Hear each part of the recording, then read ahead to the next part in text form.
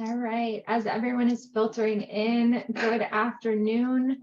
Welcome, happy first day of summer, happy Pride, happy June. We are so glad that you're joining us here today. My name is Ren Lovegood. I am the Senior Manager of the Leadership Excellence Networks here at the National Center for Healthcare Leadership. And we're so glad that you're joining us today for Bold Expectations, Lessons from High Performing Coaching Programs.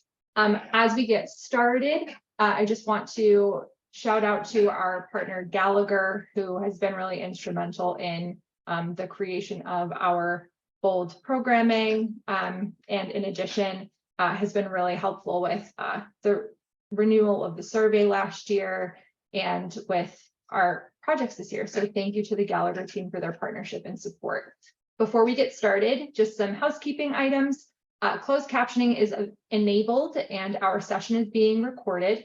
The recording link will be available within 48 hours on our YouTube channel and will be sent out by email to all participants.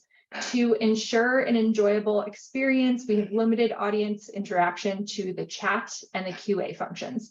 Although we do hope to have time for a formal Q&A at the end, we have a lot to cover. Should we not have the time to answer your question prior to the end of the event, we will be taking notes of all remaining questions or notes that were put in the chat, and we will follow up with our participants to collect and share answers after the event.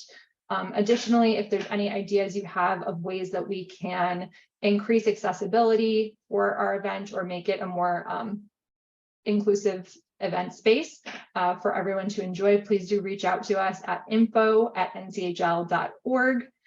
Before we officially kick off the panel, we're going to hear from our Director of Research here at NCHL, Callie Lambert. Callie, thanks so much for all of your work on this project. I am really looking forward to hearing what you have to say. Thanks, Ren. Hi, everyone. My name is Callie Lambert. I'm the Director of Research for NCHL. Before we dive into our awesome panel for today, we just wanted to share a little bit of background about kind of how we chose the areas that we're going to be talking about, where all the selection came from. So just a little few 5-minute spiel here, and then we'll move forward into our panel content.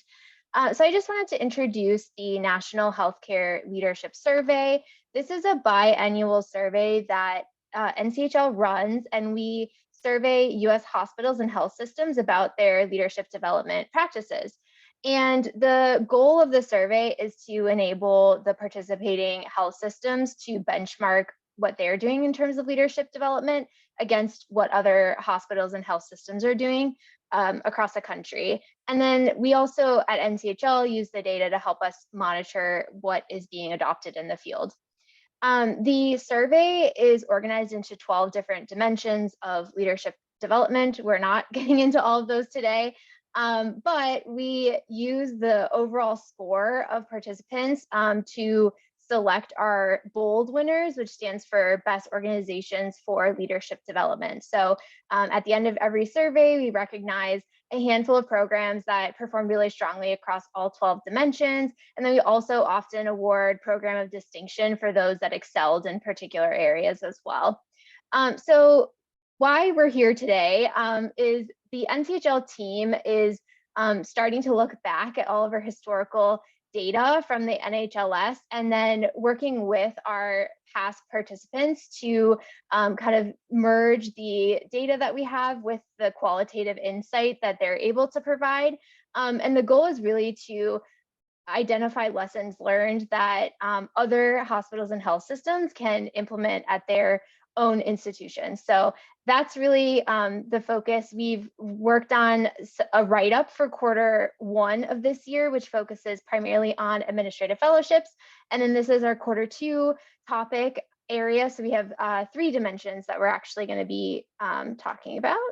Oops, my Adobe is being a little goofy today. Okay, so the 3 dimensions that we're focusing on today are coaching, and then providing performance feedback, and monitoring and achieving results. So providing performance feedback focuses on the extent to which the organization collects feedback on leaders and how that's provided back to the leaders. And then monitoring and achieving results really focuses on organizational level outcomes. So these are things like turnover and internal promotions and some other outcome data that is a result of their leadership development efforts. And we'll talk a bit more about these in a few slides. So I wanted to provide a quick introduction of how the NHLS really focuses on coaching programs, because they're obviously very complex, as we're going to hear from our panelists, but we really focus on a few different areas, and these are who in the organization is eligible to receive coaching, and then who provides that coaching to those participants. So are they internal to the organization, external to the organization, a combination of both? And then also how those coaches are credentialed, and that could vary depending on if they are internal or external. And then how those coaches are contracted. So what the data show is that most have at least some centralization, meaning there is a body within the organization that kind of organizes coaching and identifies who needs coaching and helps connect those resources. But there are a few organizations where it's completely decentralized and their department just decides we need a coach for X resource and goes out and coordinates that. So it can vary, but we do see at least some centralization is kind of the common theme. And then lastly, how coaching services are tracked, measured, and evaluated. So we'll talk a lot about that today. I wanted to just provide a little bit of historical context from the survey on just a couple of these areas. We won't dive into anything in too much detail. But first, I wanted to highlight, I guess, that coaching program offerings have actually been really consistent over time. So I looked back at the last 3 surveys, and in each year, we had 40% of respondents indicate that they offer their services to all employees in the organization. So it's been extremely constant, which was pretty surprising just to see how consistent it has been. And this question is actually kind of worded as a hierarchy. So we ask about, do you offer coaching to the various levels? And we start with the executive leadership team, and then we move down through managers of leaders, managers, high potentials, and then all employees. And so what we see is that at that very high level, that executive leadership team, 100% of respondents offered coaching services to that level. So as you move down the hierarchy, it steadily decreases up to that kind of 40% level for all employees. And then I did want to note there's a lot of consistency also in how coaches are credentialed. So the vast majority of respondents, 80% specifically, require that their internal coaches complete a specific training program. And then similarly, 83% required a certification for their external coaches. So we do see that that's a pretty constant thread through most of the respondents. And we're here because we're trying to kind of combine all of these different areas and better understand the relationships. So the organizations that are here with us today had high scores across all 3 dimensions, and at the higher level, we found there's a lot of correlation in terms of how you perform in these 3 areas. So the coaching, the providing performance feedback, and the monitoring and achieving results. And so this is just a little tidbit that I found, but for the programs that did offer coaching to all of their employees in 2022, they on average had a higher percentage of leadership hires that were internal promotions. And then they also had a lower turnover at all of the levels that we asked about, which was executive and senior executives, physician leaders, nursing leaders, management staff, and nursing staff. So consistently, we saw a lower turnover at those various levels that we asked about. So just a little bit of data for you, and I'll pass it back to Ren, who's going to introduce the rest of the group. Thanks for that overview, Callie. Just very quickly, so we can really get to the most important part of our presentation today. I'm just going to give a really warm welcome to our panelists. Joining us from Intermountain Health is Kirsten Anderson. She is the coaching program manager and an HR leader for Intermountain, and will be representing them today.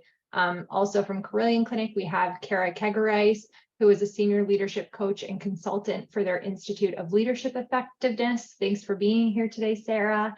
And then we have 2 representatives from MD Anderson Cancer Center. I'm really pleased to welcome Amanda Woods, PhD, She's an Associate Leadership Institute LI Analyst for the Leadership Institute.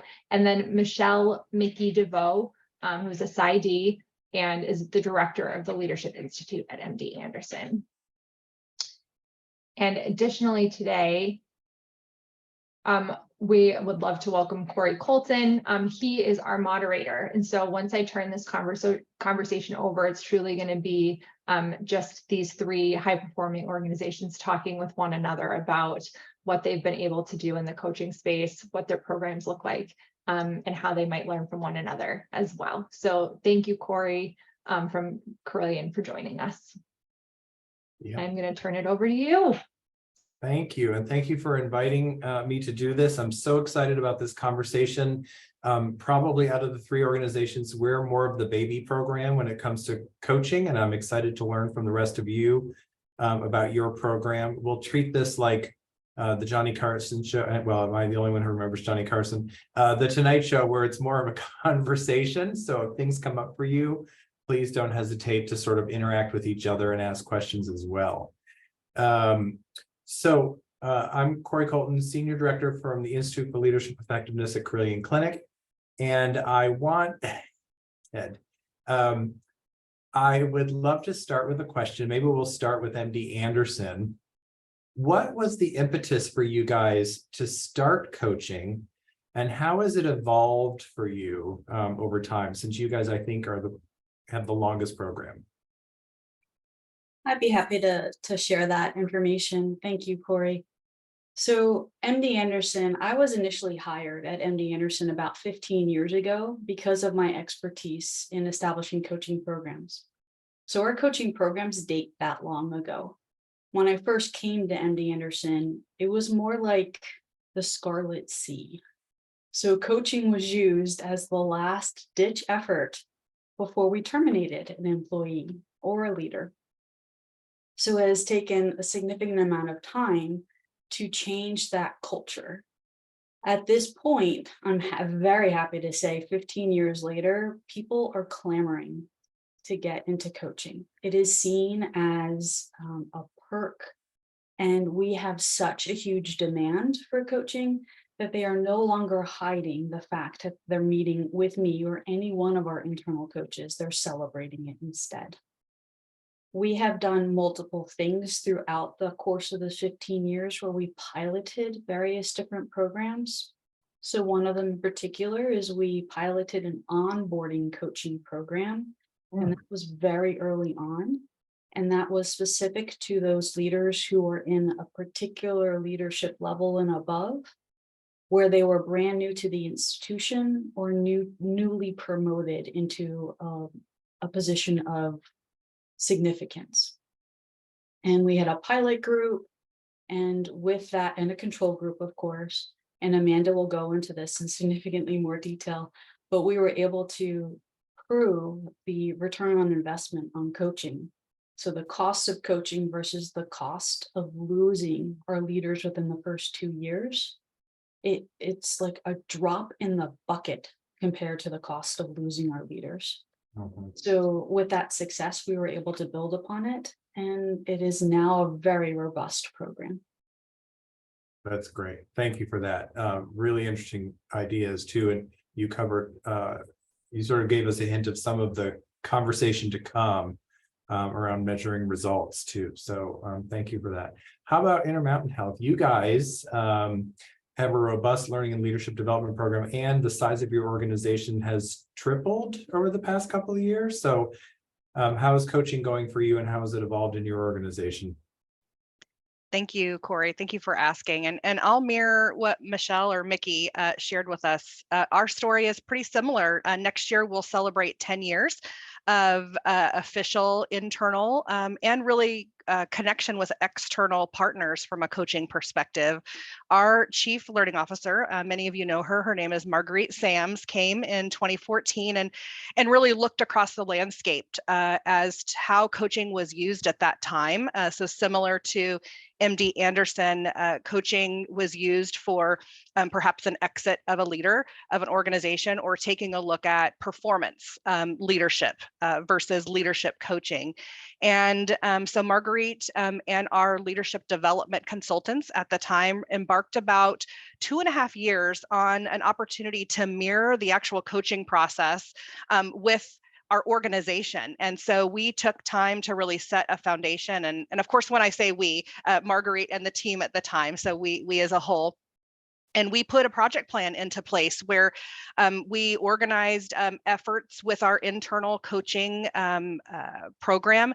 It's now 94 coaches strong, I'm very proud to say. And we actually will be graduating next week an additional 24 new coaches. We have a wonderful internal coaching program. And that's really grown out of the maturity of the program. And as Mickey said, for MD Anderson, people recognizing that this is not something to push to the background and say to themselves, I did this. This is to say out loud, I'm really proud. And I'd like to introduce you to something that I'm trying out with a coach, and they're leading with that. We encourage those types of conversations in our check-ins. So across our talent management strategy and our leadership development strategy, we're encouraging folks to lead with that first. And that's really helped the fabric and really weave in some of the successes that we are seeing. And as a touch of what's ahead, more to come with metrics for sure. Nice, thank you. I'm curious, when you said you have an internal training program, are you doing internal ICF certification training, or are you doing an internal program for like a leader as coach training, or both? Yeah. Both. It's a both, and we have an opportunity in the future state. So I'm kind of wrapping to what we'll see on the backside, is to getting an accredited program. But right now we have a base 30-hour internal program where we are subscribing to the ICF, or International Coaching Federation, ethics and guidelines. So that's something we share with everyone here on the call. And that way folks can talk in their check-ins with their leaders. I'd like to move forward with an accreditation for myself, and they'll come out of the program ready to coach internally, and then they can figure out what their pathway is forward. And then we do have what makes our programs unique is an opportunity for everyone to have access to coaching through an Ask a Coach program. And our internal coaches take 30 minutes here or there to talk with all of our caregivers, not necessarily the talent segments that we are targeting for coaching. Nice, thank you for that. Already taking notes on some of the things you're putting out there. Sarah, for Carilion Clinic, you've been here probably the longest of any of our team members, and we have a couple of colleagues on the phone too. What was your memory of the impetus for coaching and our group coming together, and how is it evolving for us? Yeah, sure. So I do think we are the baby of the coaching group here, but coaching had been part of the development services for Carilion for quite a few years. And then in 2020, Carilion made the move to create the Institute for Leadership Effectiveness, which allowed us to put a stronger focus on coaching. So since that time, we've had to work, just like Mickey said, on some of the misconceptions around coaching. And then we also had to start to put some structures into place. So we needed a strong intake structure, goal setting structure, and then of course, how we were going to measure the effectiveness of coaching, which is also something that we are diving into a little bit deeper right now in terms of growth. And then in addition to individual coaching, we started to have an increase in demand and started to add in group coaching. So we combine group coaching with things like our onboarding process. We also combine coaching within our development programs. So we've expanded coaching beyond the individual to the team and into some of our programmatic offerings as well. Great, thank you for that. This is really interesting to see where everybody is on their evolution and what are the new things they're bringing in. I know we had a little bit of conversation around the barriers at MD Anderson, right? So we've all had that, oh no, the patient experience coaches are coming. What did I do wrong? Or, oh no, I have to go to a coach because I was on a performance improvement plan. So what are some of the other barriers? And we can go, let's start with Kirsten this time. What are some of the other barriers that you guys have had to overcome or roadblocks that you've encountered? One of the ones that's been interesting over this last year is our really taking a look at who our coach segments are. We're really looking to recruit our physicians and our advanced practice providers. And part of that conversation is, how does this look from a clinic hour perspective versus an administrative time perspective? And those are really nice and deep conversations. The coaches themselves who desire to be doing it a little bit more, we encourage to have those conversations with their leaders. What does it look like if I had more administrative time? But that does have downstream effects, right, on income. And so those RVUs and that type of conversation is something we've lifted up to our chief medical officer this year as a part of what it looks like to become a coach as an advanced practice or physician. So that's one of the barriers we're currently working through. And, we invite everyone and we give the access to everyone to become a coach. It's really just those conversations between these folks and their leaders to say, what does my pathway look like? Nice. Yeah, thank you for that. We're getting also a lot more requests for frontline physician coaching and how we're going to, I put a discussion in the NCHL chat, actually asking that question, how people are managing that conversation. Sarah, how about us? What are the barriers for us? Yeah, I think when the Institute for Leadership Effectiveness was first created, we had this strong focus, like we mentioned, on coaching and correcting some of those misconceptions, but we also didn't want to operate in a silo. So some of the barriers that we had to overcome was, how can we partner more closely with some of our internal partners that we can leverage and make referrals to? We wanted to build strong relationships across the system. So taking some of that time to not only create positivity around coaching, but also build those relationships with our partners, such as EAP or our performance consulting, education and organizational development group, even employee relations. We wanted to ensure that no one was sort of turned away, but that people were getting the right sort of services for their need. Yeah, thanks for that. Obviously, we've had to do some education around the difference between, therapy, mentoring, coaching, training, like what's the issue we're trying to solve here. Now that we're here, everybody's like, I need a coach. My people need a coach. Like, hold on, just 1 second. We have some questions. How about MD Anderson, Amanda or Mickey? What about you guys? Sure. I can take a lead in, and then Amanda, you can follow up. So similar to my colleagues here, we've had to overcome a number of those barriers. And one of the ways that we have done that successfully is, one, by getting champions who are leaders who have been coached and have also gone through coach approved or ICF approved training. We actually partner with Rice University's The Door Institute for New Leaders, and we run Coach Rice within MD Anderson. As of today, we have over 150 certified coaches who are paying it forward. So in order to get into the program, they have to sign a commitment letter that they're willing to coach at least 3 leaders annually. So it's one of the ways that we've been able to build sustainability. And we have specifically targeted significant leaders to go through this program. So Kirsten had mentioned about the whole idea of physicians and frontline physicians and how do we get them more involved. One of the ways that we did that is we got some of our top physicians to go through the Coach Rice program, and they started to do coaching themselves. And they are so much better advertisements than anything that Amanda and I could ever say. So getting them to be our champions was one of the ways that we overcame some of those barriers. Another way, which Amanda can definitely expand on, is we leverage our metrics to tell the story of our effectiveness. We have pre and post measures that prove that coaching works.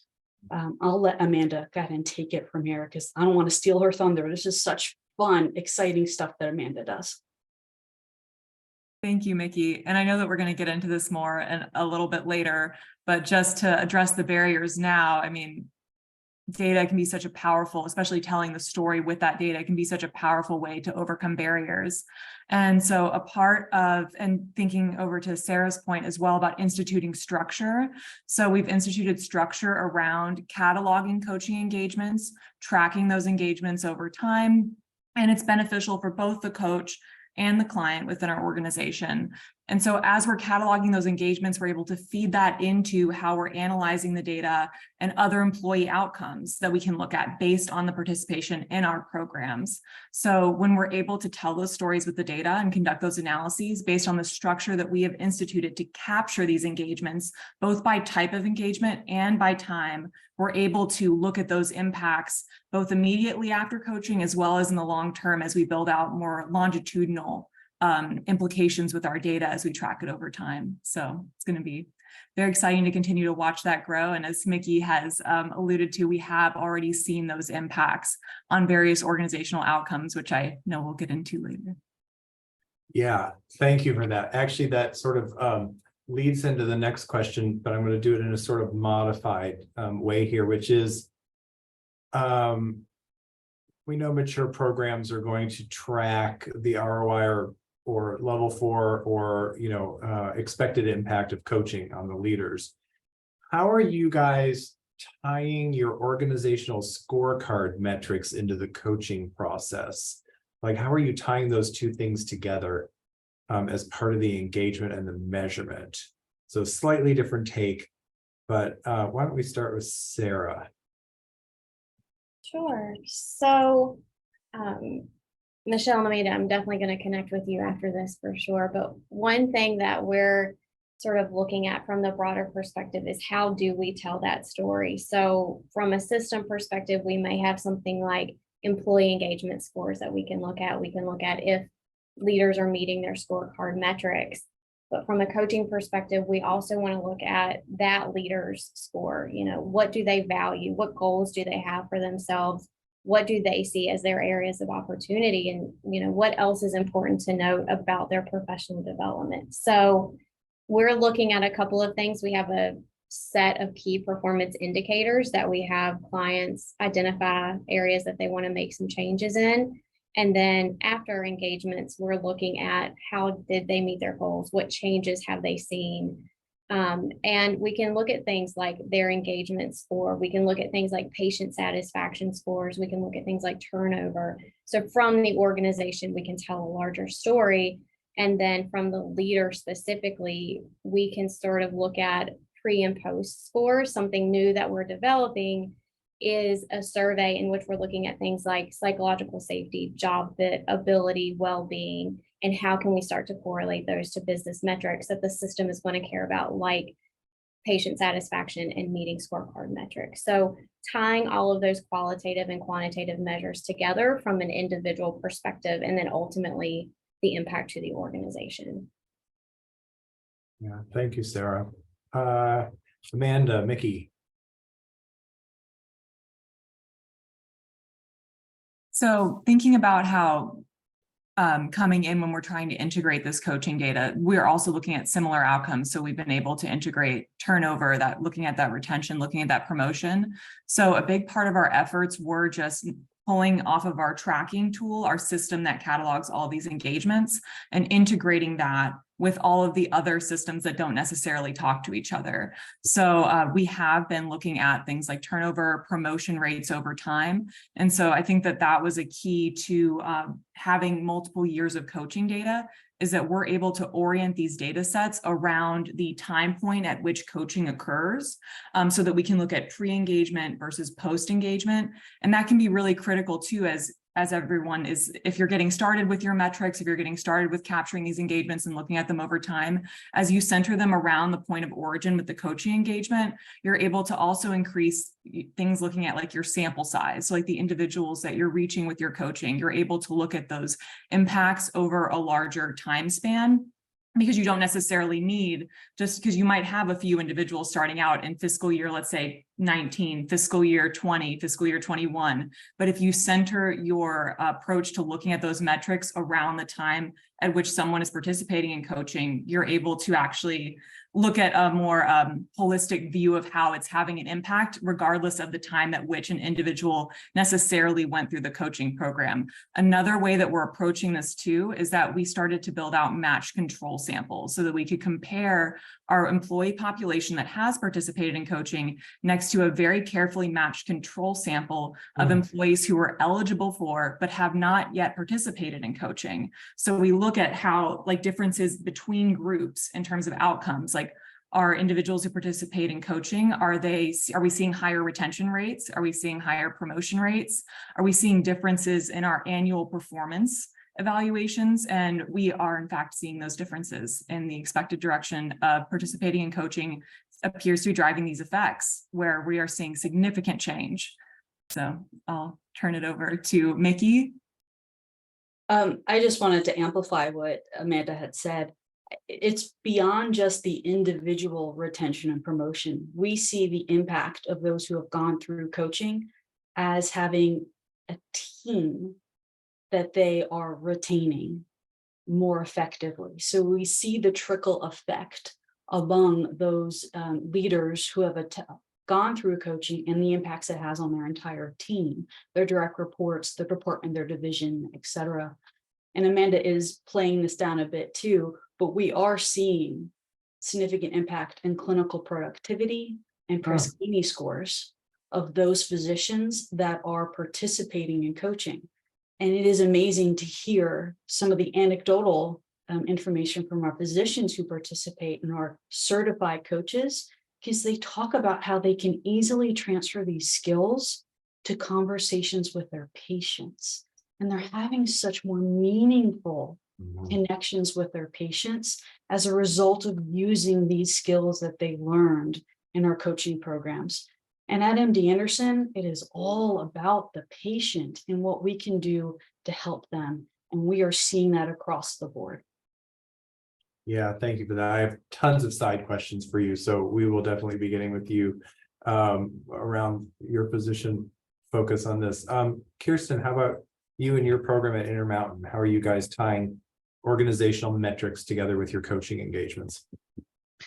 I'm going to answer this from a perspective. I just saw a question pop up around group coaching, and I'll just give you our example from there. Most of what my colleagues here, my panelists have said is very true for us for our individual coaching engagements. One of the things Intermountain has done over the past couple of years, especially coming out of the pandemic, is really look at our talent segments. So in particular, I talked about physicians in my last opportunity to talk. I'm going to talk about nursing. We had 2 nursing group cohorts over the last year that we tracked from pre and post to even mid metrics, from desired outcomes to promotional opportunities to internal transfers. And one in particular is really interesting. We at Intermountain Health recently had a merger with the organization, my legacy organization named SCL Health. So we're now all Intermountain Health. But we actually had, in the middle of a pandemic, a group cohort of 13 up and coming new leaders, emerging leaders that really were tapped on the shoulder from a nursing perspective to say, we need you all to work together across multiple units. And in order to support you, we're going to put you through what we thought at the time was going to be a 1-year or a 12-month program. It turned out to be 18 months because this was a very small segment in Montana who we needed to pause every once in a while so that they could go serve on the front lines as COVID spread across the units and they needed to cover. Part of that was building in flexibility. So we flexed to about 18 months and we just graduated this cohort in May of this year. So just last month. Out of that cohort of 13, 2 were internally transferred, which is a fairly high percentage for a small group. And we collected metrics along the way. And one leader in particular allowed us to talk about her. Her name is Melissa. And she felt like everything she learned in this coaching cohort. So let me pause here to say it wasn't strictly on coaching. We infused across our leadership development a pathway where every other month they had the opportunity to take a leadership development course that was connecting to something that they could talk about with their coach or connect with their teams. And Mickey, I love that you said this. They could use the framework of coaching and have that simple framework be utilized directly with patients and patients' families. And so they were able to try it on for size for 18 months. And Melissa had shared with us that she felt like 100% of what she learned in this coaching leadership development journey was really a part of her success in establishing a promotional opportunity for herself, to raise her hand and say, yes, I'd like to apply for this director job, which is what she was able to obtain.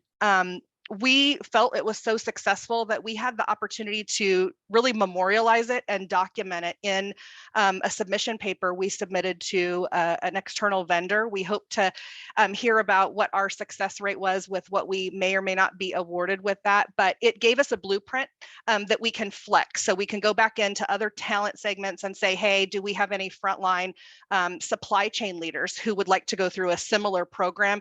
We can flex to say, this is how long it is, this is how short it is. We can sub out, maybe they need to know more about finances directly or operational quality. And so we've been able to be that flexible to say, let's use that in the future state from a group perspective. And then the last thing I'll say is, one of the things that we installed in our group cohort coaching journey is this opportunity for them to become peer coaches to each other. And we taught the skills so that they can leave us as facilitator coaches out of it and move forward themselves to be able to cascade that down. How do you have the conversation? What does the framework look like? No different than what you were learning yourself as a coach, or the process of in a coaching conversation. You have your topic, your outcome, you talk about what your desired results, and then what are your next steps going to be. And so we call that the coach approach here at Intermountain. Sounds familiar for us as well. That's to me, that's really the culture changer, right? Is getting leaders to think in a different way and have some different skills. Yeah, thank you for that. I think I got everybody right. Yeah. Okay, so when we think about, we all hate this process and term. Well, I should speak for myself. When we think about performance feedback and best practices, right? Whenever we hear the word feedback, it's like, what did I do? How are you guys relating your best practices in performance management or performance feedback into the coaching sphere, or vice versa? And let's start with MD Anderson. Sure. So there's a couple different ways in which we integrate the two. So we have leadership characteristics and associated competencies that all of our leadership development and coaching programs align to, and it is embedded in our performance evaluations. So one of our leadership characteristics, actually two, emotional intelligence and coachability. And there are associated competencies with these that everyone within the institution is assessed on. At the leadership level, it's all about knowledge sharing and capacity building. So we leverage coach and develop as one of the competencies to help our leaders increase sharing of knowledge and capacity building. So it is embedded into our performance management system and process. The other thing that we do, and we call it the little C of coaching within the institution. We have another program we call Coach to Lead, and it's all about how do we train our leaders about the everyday coaching that they do with their staff. Where Coach Rice is what we call the big C of coaching. It's formalized internal coaching. So we have specific training programs to help people fine-tune their skills so they can have these kinds of conversations with their direct reports. We also have tons of different tools, online training that is about how do you have those be meaningful discussions that, oh, by the way, should not be occurring just once a year. This needs to occur every time we meet with the direct reports, which should be at least once a month. So we have certain criteria that we put out there. But one of the things that we often talk about is research that was done by David Rock. So he's over in the Neuro Leadership Institute, and he has kind of like a script, for lack of a better word, on how to have effective performance evaluation discussions. And what it really boils down to is that you ask questions rather than provide the feedback. So you ask, like, what are you most proud of? And then what is one thing that you regret? Or what is one thing you would do differently? And it is amazing when you schedule or you have those kinds of questions and that conversation, the employees tell on themselves. So it takes the whole like anxiety around providing feedback. It completely takes the wind out of the sails because Yeah, the employees know. So we leverage that. We talk about that. We have tons of tools in reference to it. And we teach on each one of those. And then, of course, we coach our leaders on how to have those conversations. So, did that answer your question, Corey? yeah, it absolutely does. You know, I always say if there's any surprises in a performance conversation, one or both of us haven't done our job, right? Yeah, when I hear about people not having performance discussions for like 6 to 8 months, I'm like, whoa, what's happening here? So yeah, thank you for that. Absolutely. Kirsten, how about Intermountain? Yeah, I want to say, boy, it sounds like we're very aligned here, and I can see why we're all panelists. It makes me feel like I'm among, and I know probably the folks who are out there watching are so excited to talk to the folks here on the line, and I think I speak for all of us. We'd be more than happy to. But what Mickey just outlined is very similar to what Intermountain does as well. I love the word leverage and I love the word embed. And those are two words that I think few of us have said here today. We have wonderful behaviors of Intermountain leadership, and leadership is like the big L and the small L as well, like leader on your badge, leader in your heart, leader of influence. And within that, there are 4 behaviors that we support. And in particular, one of those behaviors is called empowering each other. And with that empowerment comes this opportunity to coach in conversations that you may have with the team members that directly report up through you. We use that same framework that we do in coaching, where we have the topic and the outcome and what are we looking for next steps. We do teach that in our Empowering Conversations class. So very similar to what Mickey and Amanda share at MD Anderson. And then we really talk about the development opportunities and the conversations from a performance perspective happening in our check-in conversations. So having that be leveraged and embedded across our talent management cycle is really important to us. And Corey, I agree with you. If there's a surprise, then that means one or both of us is not doing our jobs. And so we really try to talk it up. We have a really nice visual that we share at Intermountain Health that most anyone you talk to across our organization is very familiar with. I would even hold up like a little slicker like I am now, see if I can do it in the camera. And if there's anybody from Intermountain on the call, they know exactly what I'm showing you. It's a little aperture, and it talks about this mindset that we have where we're whole, resourceful, capable, and creative. And within that process, we have this approach that we use, that we facilitate it through our classes, and we live it through our check-in conversations. And so that circle should really be ongoing, but it should touch at any and all points that you can, whether it's through peer feedback, leader feedback, or a mentor coach feedback in our training. Thank you for that. Yeah, I'd love to see that little aperture thing you have at some point. Sarah, how about Carilion Clinic? How is Carilion Clinic starting to marry those two things? Yeah, so similar to my panelists here, we do have a leadership competency model. We have specific behaviors for specific levels within leadership for each of those competencies, and a 360 assessment tool in place to measure some of those. Where we have some opportunity is to connect that directly to performance conversations.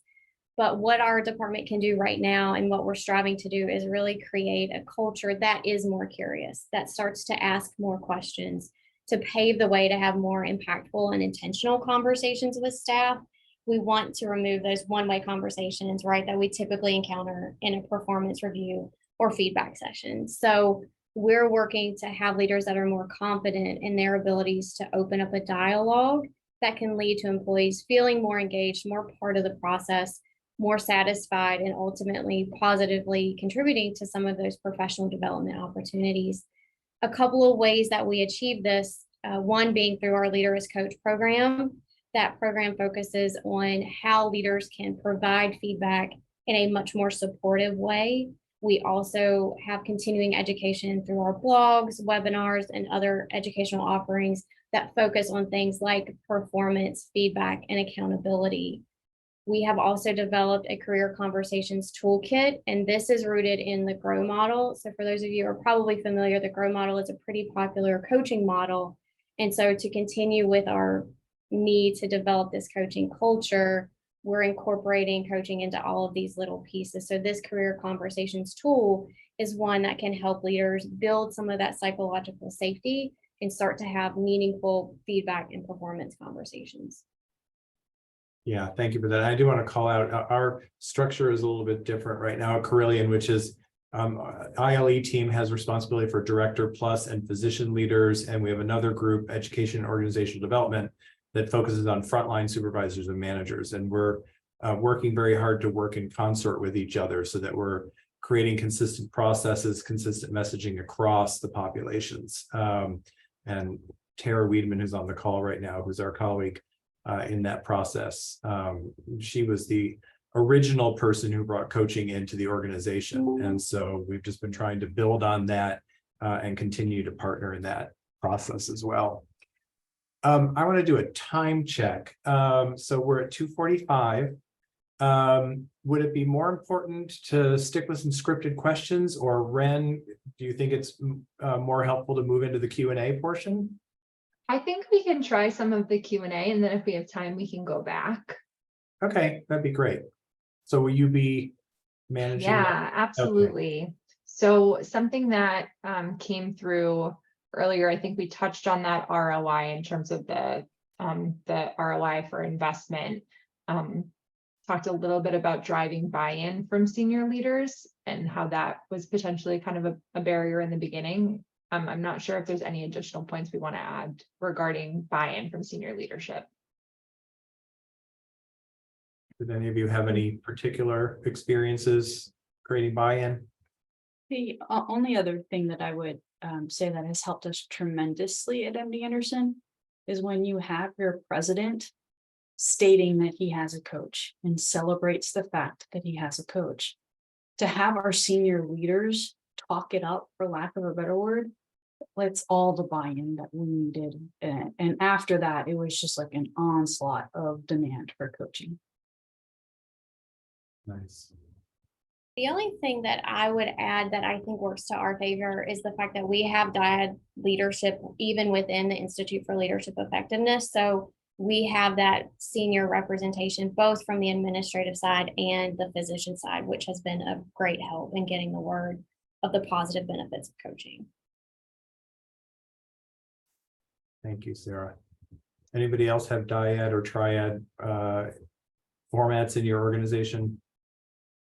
Yeah. What else, Ren?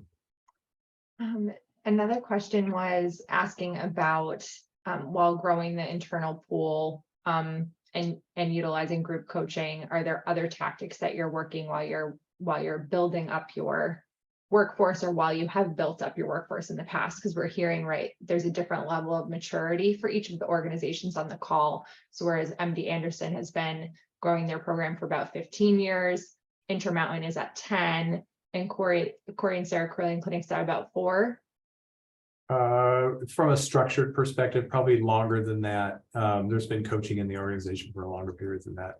Amazing. So I think they're wondering what are their other tactics that are working. And they asked a little bit more about group coaching. I know we touched on it.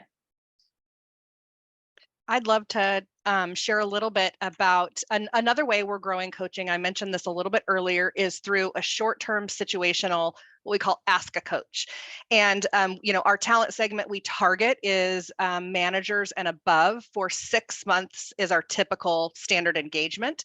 It can go longer, it can go shorter, but what we roll out to the entire organization is something called Ask a Coach. And there are a couple of variations under the Ask a Coach program, but the base program is that any of our caregivers, our employees, our staff can engage with one of our internally certified coaches. We have a booking tool that kind of gloms onto our Microsoft Outlook office. It finds the first available coach, or they can search for a specific coach. And it's about a 15 to 30-minute conversation on a specific topic. Like, I've got a really hard upcoming conversation and I'd like to rehearse it. I'd like to prioritize my work, and I just need like 1 to 3 sessions. So we typically say 1 to 6 sessions of about 30 minutes each. If we think it's going to be longer, then the coach may recommend, if they're in the talent segment, to have a longer engagement. That is our base program. And one of our future state opportunities is to optimize that and advertise it a little bit more. So the power of advertising with us is really done within our leadership and development programming. We give our facilitators full access to everything we have on our internal website pages. And so they do a really great job of kind of sharing, here's some things that you may be interested in. We also, like Mickey noted, with our internal coach, we do have wait lists because it is so popular. And so we give folks this ask a coach option as an option while they're waiting to be matched with a coach. And so we'd love to see that increase. A couple of other segments that we use from a variation perspective is if a team is really working on their leaders and they want them to be having a 360 assessment, we have coaches who are further trained in 360 debriefs, and then coaches who are further trained in inclusion and equity as well. So we've got coaches who have done existing training plus a little bit more, and folks can use that same booking tool and find a coach that works for their schedule to talk a little bit about something that they'd like to review on a 360 or something that they're working on for their team. So something we're really proud of, and an internally built tool with something we have that's already existing. Nice. We're all going to take furious notes on that. What else, Ren? I was just going to add, we have something very similar at MD Anderson. We actually call it Coach Finder. So in Coach Finder, we ask all of our internal coaches to develop a profile or a bio that is viewable by anyone within the institution. And then we have it connected to our Outlook, and then they can set up an additional call or Zoom call, et cetera, to test to see if this is a good chemistry, et cetera. And then through the Leadership Institute, for all of our internal coaches, we do assign them clients that are participating in our leadership development programs. So Coach Finder is a way that we make it scalable so that anyone across the institution can request a coach. And we also provide it as an opportunity for our internal coaches to build up the coaching hours that they need to get their ICF credential. I'll jump on that really quick. We also offer, we call it spot coaching, very similar to what my panelists here have described. And I'm probably going to take some things that you all said in terms of how you structure this a little bit. But we do have spot coaching for sort of those one-off, maybe a 1 or 2 time conversation need. And then in terms of how we structured group coaching a little bit that I have really enjoyed and we are seeing some positive results from is through onboarding. So we have sort of a new leader group coach that we put together. So not only are we getting new leaders together so they can get to know the system, get to know each other, but also we're introducing the concept of coaching very early on in their leadership journey as well. Thanks, everybody. There was one question, I think I might know the answer to it. The ask was, where in your organization does coaching live? I think this is likely for the those institutions that have an academic side that they're related to. I know from MD Anderson that you partner with Coach Rice, but I believe it's still housed under MD Anderson. And I think for Intermountain and Carilion, you have external partners as well, but it's housed under your hospital healthcare system. Yes, centrally. Yes, correct for Intermountain as well. Amazing. There's a couple questions, and I know we've only got a couple minutes left, but there's one that I think is really interesting. If you were able to start over and recreate your program, what would be the most important first step?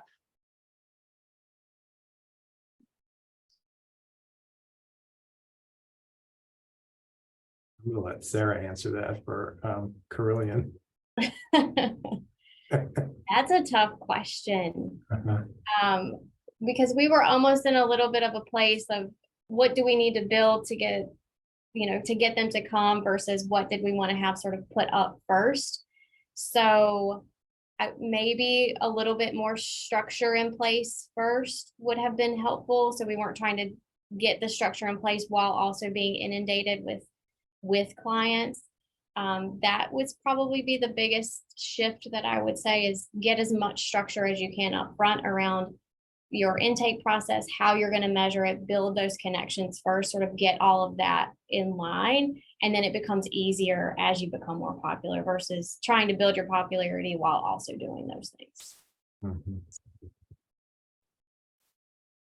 I'll go 1010% agree with Sarah. We love infrastructure at Intermountain, and we have a wonderful internally based system where we have 8 discrete elements that are already built automated. And I have to give all of the kudos to my predecessor who ran the program before I got here. She built all of it, and it's wonderful. And if I break any part of it, it takes me months to try to figure out how she did it.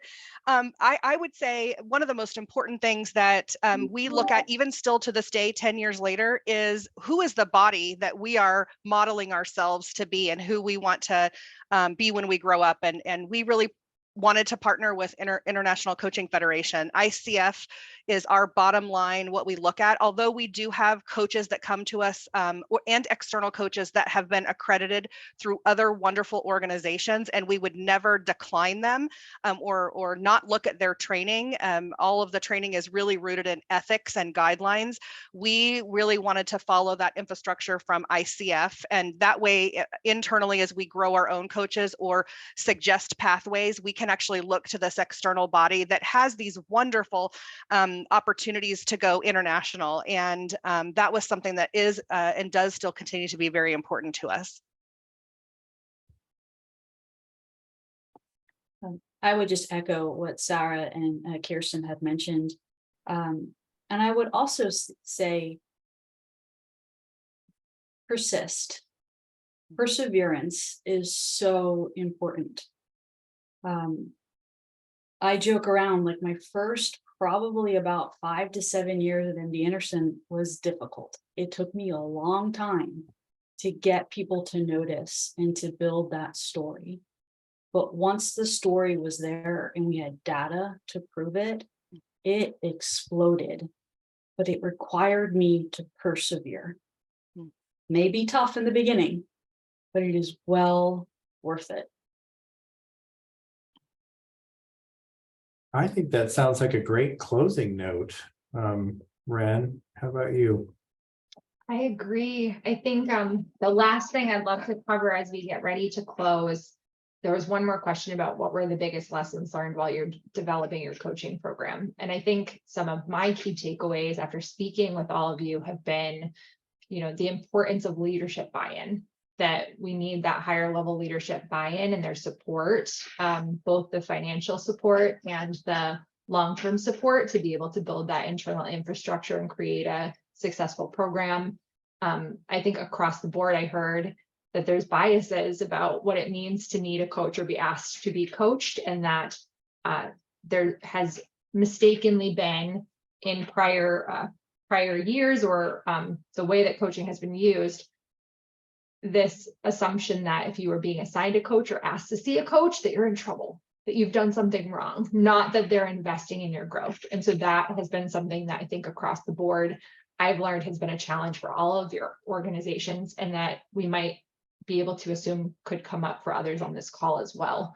And then the other thing is really ICF coaching seems to be the gold standard across the board as well. Those high performing organizations that are here today all use ICF to have that common language across their institutions.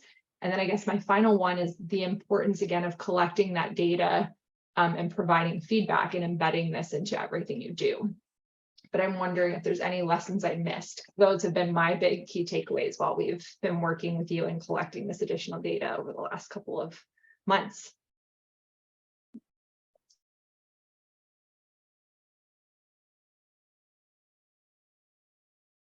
The only other one that I would add is it has just been so exciting to hear what the other organizations have been doing and hearing those best practices.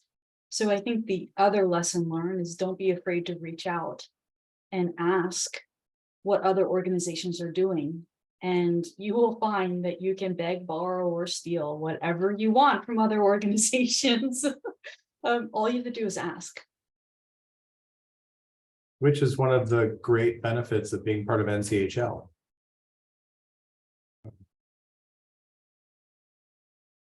All right. It is indeed. So thank you all so much.